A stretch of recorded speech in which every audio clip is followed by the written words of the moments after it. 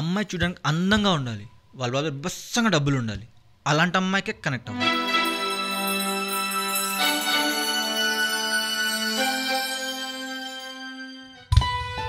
అతన్ని ఎక్కడ చూసినట్టు అనిపిస్తుంది. ఖుషి సినిమా అప్పటి నుండి ఇదే డైలాగ్ వింటున్నానే. సర్లే పదా.